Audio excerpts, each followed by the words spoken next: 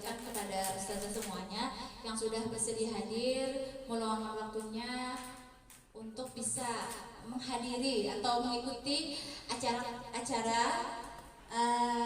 aksi nyata modul 1.4 tentang budaya positif. Nah, di sini saya akan menyampaikan tentang budaya positif itu apa saja sih? Nah, apa yang harus dilakukan bagaimana membangun budaya positif di sekolah? Sebelumnya, ustazah semuanya kan sudah kenal dengan saya. Semuanya sudah kenal? Sudah ya, ustazah. Siapa yang tidak kenal? Ya, terkenal ya.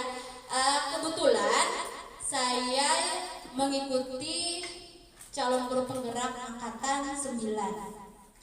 Berteman dengan Ustazah Harmina. Ustazah juga semuanya sudah tahu kan Ustazah Harmina. Nah, kami berdua CGP angkatan 9 Kabupaten Hulu Sungai Utara. Saya doakan juga semoga Ustazah di sini nanti bisa berpartisipasi ikut juga dalam CGP angkatan 10-kah, 11-kah atau seterusnya ya Ustazah semuanya ya. Oke, semangat. Tepuk semangat dulu deh supaya lebih semangat. Tepuk semangat. Semangat. Ya, terima kasih Ustazah. Kita lanjut ke slide selanjutnya. Nah, yang pertama kita semuanya kan guru. Nah, menurut Ki Hajar Dewantara, tujuan pendidikan adalah menuntun segala kodrat yang ada pada anak agar mereka dapat mencapai keselamatan dan kebahagiaan yang setinggi-tingginya baik sebagai manusia maupun sebagai anggota masyarakat. Oleh karena itu, pendidik berkewajiban menuntun tumbuh kembang anak. Nah, kata menuntun itu bisa juga diartikan dengan membimbing ya Ustazah, membimbing anak untuk mencapai kebahagiaan. Apa sih kebahagiaan anak? Bisa belajar dengan senang, bisa pokoknya kita tuh mengajak anak untuk selalu bersenang-senang. Apalagi kan kita mengajarnya di TK. Intinya setiap kegiatan kita itu selalu bermain dan diselingi dengan pembelajaran. Ya saja. Nah, itulah tadi tujuan pendidikan menurut Ki Hajar Dewantara, menuntun segala kodrat yang ada pada anak. Nah, di kodrat itu ada dua, kodrat alam dan kodrat zaman. Nah, kita mendidik anak itu sesuai dengan kodrat alam, yaitu kodrat alam itu sesuai dengan minat dan bakatnya. Kita sudah ketahui itu anak itu bagaikan kertas putih, dan seorang guru bertugas membimbing anak untuk bagaimana anak itu menulis di kertas itu, apakah coret-coret saja ataukah berkesinambungan atau ada dimensinya, ada isinya. Nah, itulah mendidik kodrat alam. Nah, yang selanjutnya mendidik kodrat sesuai dengan zamannya. Nah, dengan zamannya itu maksudnya di sini adalah mendidik, kan kita sekarang zamannya teknologi yang canggih ya. Nah, jadi kita dibarengi dengan mendidik dengan menggunakan media-media informasi teknologi. Contohnya kan kita bisa menonton bareng dengan anak menggunakan televisi atau LCD. Nah, seperti itu. Jadi sebagai guru itu harus bisa menuntun anak sesuai dengan kodrat alam dan kodrat zamannya. Terus selanjutnya, nah kita masuk ke budaya positif. Nah, budaya positif di sekolah yaitu nilai dan kebiasaan di sekolah yang berpihak kepada anak agar mereka dapat berkembang menjadi pribadi yang mandiri, peduli, bertanggung jawab sesuai dengan profil pelajar Pancasila. Contohnya di sini kan ada peduli. Nah, kita di sekolah kita terkadang tidak menyadari bahwa kita sudah membudayakan budaya positif. Nah, contohnya di sini kan peduli. Nah, mandiri, peduli dan bertanggung jawab. Di sini saya akan mencontohkan tentang peduli. Peduli kan kita sudah membuat ada aturan buanglah sampah tempatnya kan. Nah, di situ kan kita peduli terhadap lingkungan dan juga bisa juga diartikan peduli di sini bisa dengan peduli dengan sesama. Nah, Di sekolah kita kan sudah ada program berbagi. Nah, itu bisa juga dikatakan budaya positif yang ada di sekolah kita. Berbagi dengan teman, peduli dengan sesama, sesuai dengan profil pelajar Pancasila. Di profil pelajar Pancasila kan ada 6 kah? Ada benar kritis, apa lagi? Gotong royong, mandiri, berakhlak mulia, beriman dan bertakwa kepada Tuhan Yang Maha Esa. Nah, itu. Selanjutnya, di profil selanjutnya, nah, konsep utama budaya positif itu apa-apa saja. Yang pertama, disiplin positif. Yang kedua, kebutuhan dasar manusia. Ketiga, motivasi perilaku manusia. 4, posisi kelompok guru. 5, keyakinan kelas. Dan segitiga restitusi. Jadi untuk membudayakan budaya positif di sekolah itu harus ada rincian disiplin positif, kebutuhan dasar manusia, motivasi perilaku manusia, posisi kontrol, keyakinan kelas, dan segitiga restitusi. Apa sih dari keenam tersebut? Kita perhatikan. Nah, di sini apa itu disiplin positif? Disiplin positif adalah suatu pendekatan yang menerapkan disiplin diri dalam menjadi anak tanpa ada hukuman dan hadiah. Nah, disiplin positif perlu diterapkan baik di lingkungan sekolah maupun di lingkungan keluarga yang bertujuan untuk menanamkan motivasi pada anak didik kita agar menjadi orang yang mereka inginkan dan menghargai diri sendiri dengan nilai-nilai yang mereka percaya. Nah, mereka percaya tadi kan ada aturan kelas, misalkan tadi buanglah sampah pada tempatnya. Mereka percaya bahwa nilai membuang sampah pada tempatnya itu akan menjaga lingkungan kita menjadi sehat, bersih, nyaman untuk belajar. Nah, itu disiplin positifnya. Itu menghargai diri sendiri dan nilai-nilai yang mereka percaya. Juga mereka percaya misalkan percaya ada aturan kelas sayang teman misalkan ya. Mereka percaya bahwa sayang teman itu akan disayangi teman, akan banyak teman. Nah, seperti itulah disiplin positif ya. Nah, selanjutnya, nah, kebutuhan dasar manusia. Selain disiplin positif, ada juga kebutuhan dasar manusia. Ada 5 kebutuhan dasar manusia. Intinya, manusia itu ada anak, ada orang dewasa, ada orang tua, ada kakek nenek, semuanya meliputi ya, Ustazah. Yang pertama, kebutuhan fisiologis. Apa itu kebutuhan fisiologis? Kebutuhan untuk makan, minum, apalagi kebutuhan harus mempunyai baju ya Ustazah. Pokoknya yang tampak itu kebutuhan fisiologis. Yang kedua, keamanan. Nah, setiap manusia itu pasti ingin merasa aman, terhindar dari bahaya. Nah, itu kita juga semuanya ingin merasa aman ya. Ya. Yang ketiga, kebutuhan cinta dan kasih sayang. Setiap manusia itu sudah, terutama anak kecil, anak usia TK pasti ingin merasa dicintai dan disayangi. Apalagi kelas kami ya, sudah kelas A3. Pagi-pagi itu selalu minta dipeluk, minta disayang, minta diperhatikan. Seperti itu ya, sejarah ini juga tahu.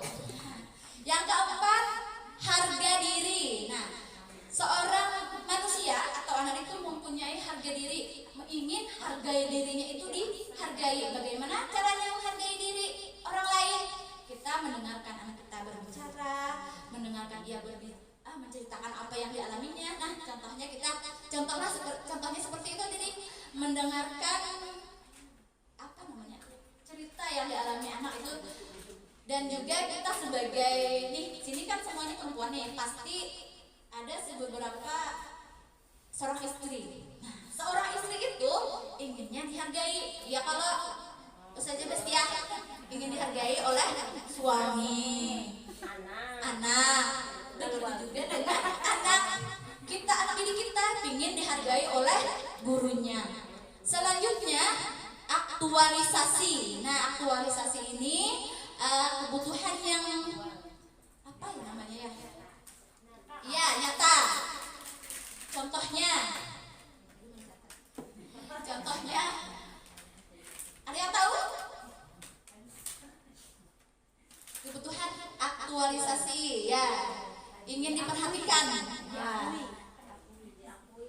diakui ya. Terus itulah tadi kebutuhan dasar manusia. Jadi kita ya betul, kita sebagai guru, sebagai pendidik juga harus mengetahui kebutuhan dasar anak didik kita. Harus memahami karakteristik anak kita juga. Jadi dengan memahami karakteristik kita bisa mengetahui kebutuhan anak itu, kebutuhannya untuk disayang, kebutuhannya belajarnya seperti apa. Nah, seperti itu.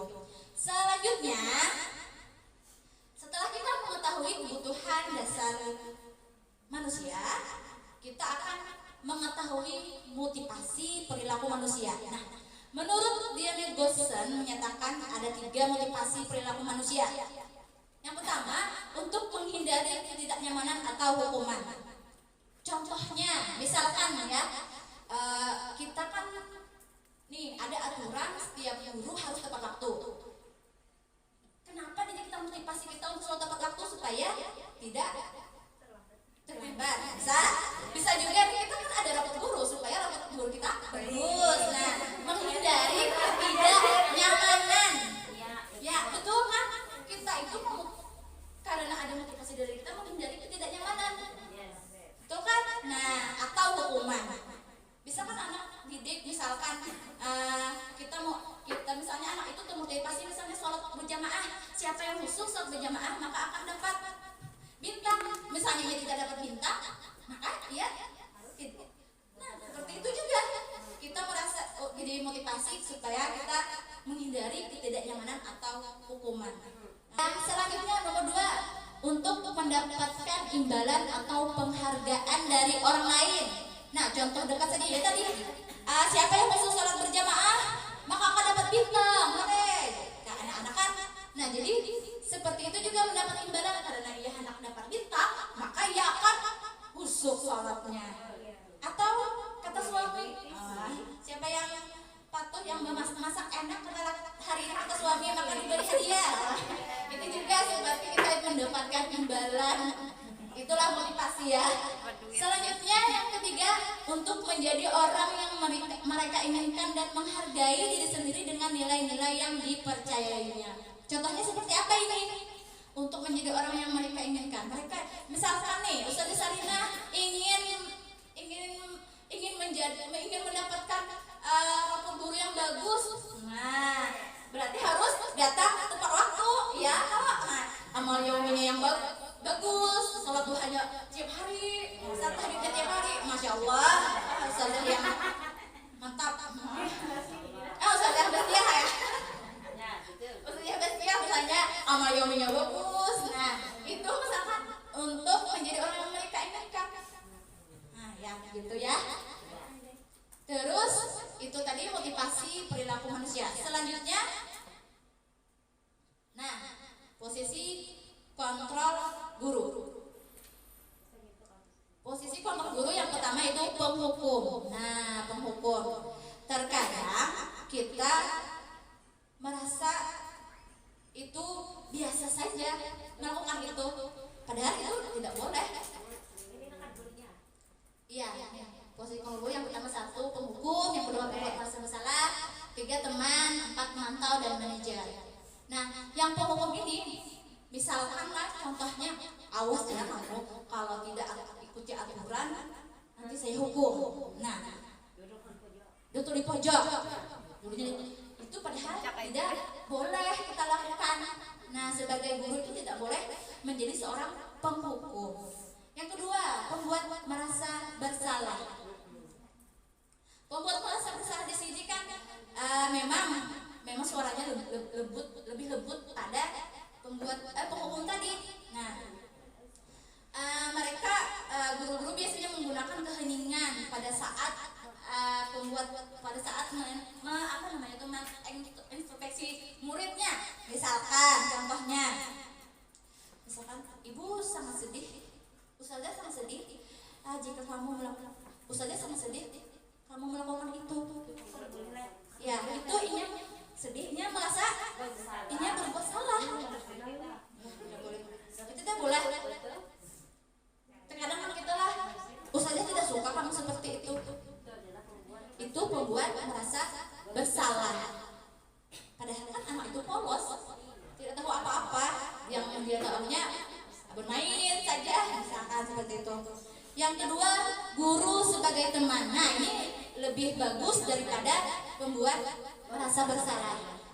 Sebagai teman, biasa kita tahu kita tidak ada perbedaan antara murid dan gurunya. Kita merasa anak kita itu teman itu seperti apa sih? Suka bercanda, suka bermain, bergaul dengan kita, dengan teman-teman kita. Nah, begitu juga dengan seorang guru dan muridnya. Anggap berteman, tidak ada kasta perbedaan. Selanjutnya yang keempat, pemantau. Pemantau itu apa sih? Guru seperti kayak mengawasi kesalahan anak itu. Ya, benar. Seperti contoh misalkan, apa yang telah kamu lakukan? Nah, kita menanyakan ke anak itu, para kita memantau anak itu telah melakukan kesalahan. Nah, selanjutnya yang kelima yaitu manajer. Nah, di situ yang seharusnya kita sebagai guru harus menjadi manajer pada saat anak itu melakukan kesalahan. Ya, nomor 5 seharusnya di manajer ini ada guru sebagai teman dan juga sebagai pemantau. Dan namanya digabung dua jadinya manajer. Bagaimana cara manajer? Kita kan misalnya anak salah, kita memberikan pengertian kalau yang mengganggu teman itu bagus tidak, misalnya seperti itu, memberi pengertian kepada anak. Jadi mempersilahkan anak itu mempertanggungjawabkan perilakunya. Nah, seperti itu. Kayak biasanya kan kita kalau ada anak yang bertengkar atau memukul seperti itu, kita panggil yang berdua, yang satu memukul, yang satu memukul, yang satu yang menangis, kita panggil berdua. Nah, di situ kita interogasi atau kita beri adalah nanti kita ada slide selanjutnya tentang segitiga restitusi namanya. Selanjutnya ya, kita lebih cepat aja. Nah, yang selanjutnya keyakinan kelas. Berarti habis ini ada segitiga restitusi. Apa sih keyakinan kelas itu? Keyakinan kelas adalah salah satu disiplin positif yang bisa kita terapkan dalam membangun budaya positif di sekolah. Dengan adanya keyakinan kelas, setiap kelas diharapkan dapat mewujudkan tujuan pendidikan yang berorientasi kepada profil pelajar Pancasila. Anak akan lebih tergerak dan bersemangat untuk menjalankan keyakinan kelas daripada hanya sekedar mengikuti serangkaian peraturan yang mengatur mereka harus berlaku begini begitu, yang membuat ketidaknyamanan dan keterpaksaan. Nah, terkadang di sini kita membuat peraturan kelas tidak ada kesepakatan antara murid. Kita membuatnya sendiri sesama partner kelas. Padahal seharusnya kita itu membuat peraturan kelas atau keyakinan kelas melibatkan semuanya murid. Nah, teman-teman, misalkan ya hari ini ibu guru mau membuat keyakinan kelas. Yuk sama-sama kita membuat keyakinan kelas. Apa yang pertama yuk, teman-teman? Kemudian anak itu berpartisipasi ikut. Misalkan saya yang teman ustazah. Nah, bisa. Dan juga membuat keyakinan kelas itu harus kalimat positif. Misalkan tadi kan ada anak misalkan ya, ustazah bagaimana kalau jangan ribut, misalkan seperti itu. Ya, kita tampung dulu pendapat anak itu, kemudian kita bersaran bahwa membuat keyakinan kelas itu harus kalimat positif. Kalau jangan ribut, kalimat positifnya kira-kira apa ya ustazah? Iya, tenang. Nah, tenang. Yang kedua, kalau sudah semuanya mengeluarkan pendapat anak, jadi kita adanya keyakinan kelas. Jadi karena kita melibatkan anak, jadi anak itu semangat untuk melaksanakan keyakinan kelas. Kalau biasanya peraturan kelas kan kita terkadang membuat sendiri ya. Nah, jadi setelah tahun ini kita berusaha nanti biasanya kita membuat aturan. Nah, lebih nyamannya itu peraturan itu diganti dengan keyakinan kelas. Nah, jadi tidak ada lagi aturan kelas, yang ada hanya keyakinan kelas yang dibuat oleh kesepakatan antara guru dan murid. Nah, selanjutnya kita selanjutnya itu segitiga restitusi. Apa itu segitiga restitusi? merupakan proses dialog yang dilakukan oleh guru, bahkan dapat juga dilakukan oleh orang tua agar dapat menghasilkan anak yang berkarakter mandiri, bertanggung jawab, konsekuensi dan berkomitmen untuk menjadi diri yang melaksanakan disiplin positif. Adapun langkah-langkah dalam menerapkan segitiga restitusi adalah yang pertama menstabilkan identitas. Nah, di sini terkadang kita kan ada misalkan ada anak yang melanggar aturan, melanggar keyakinan kelas. Nah, bisa keyakinan kelas kan tadi ribut, misalnya tenang. Ada anak yang ribut lari-lari yang dua orang yang lari-lari. Kemudian kita panggil dua itu, misalkan kita panggil, nah kita lakukan segitiga restitusi. Adapun langkah-langkah dalam menerapkan segitiga restitusi adalah yang pertama menstabilkan identitas. Nah, di sini terkadang kita kan ada misalkan ada anak yang melanggar aturan, melanggar keyakinan kelas. Nah, bisa keyakinan kelas kan tadi ribut, misalnya tenang. Ada anak yang ribut lari-lari yang dua orang yang lari-lari. Kemudian kita panggil dua itu, misalkan kita panggil, nah kita lakukan segitiga restitusi. Bagaimana melakukannya? Yang pertama itu menstabilkan identitas. Menstabilkan identitas yang pertama adalah jika anak berbuat salah, maka ada kebutuhan dasar mereka yang tidak terpenuhi. Ya, anak itu ribut pasti ada kebutuhannya yang tidak terpenuhi, makanya dia melanggar keyakinan kelas. Nah, sebagai guru kita harus meyakinkan mereka dengan mengatakan kalimat. Misalkan anak tadi dua kita hadapkan ya berdua, kita tanyakan pada mereka dengan cara menstabilkan identitas. Begini misalkan.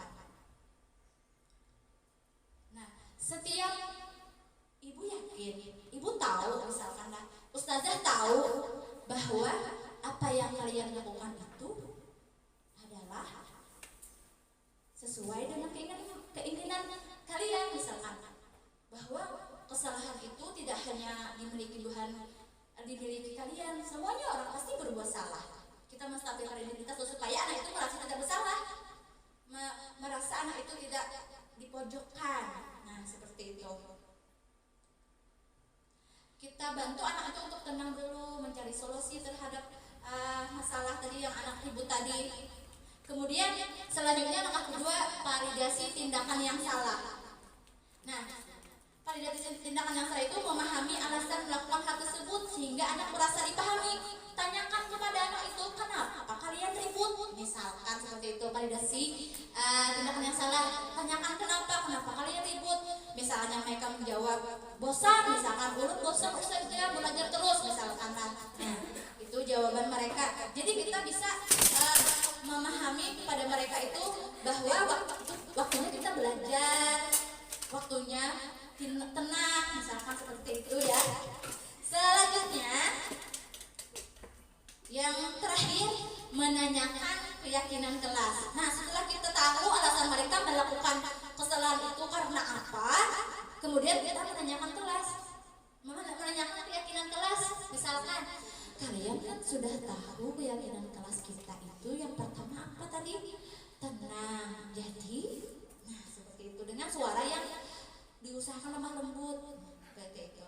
Iya, setelah ia menyadari kesalahannya, baru harus kita menemukan solusi. Janji tidak melakukan itu lagi.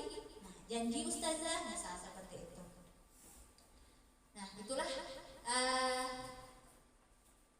Nah, terima kasih. Ada gambar saya di situ. Demikian paparan dari saya tentang budaya positif. Apakah ada pertanyaan dari ustazah semuanya? Silahkan bertanya. Kalau ayah bertanya silahkan acungkan tangan. Ya, siapa yang mau bertanya? Kalau tidak ada bertanya berarti selesai. Paham dah atas penjelasan dari Bulon misalnya seperti itu. Ada yang ingin bertanya? Saya untung 1 sampai 5. Ya, betul. Ya, ada kalau saja yang ingin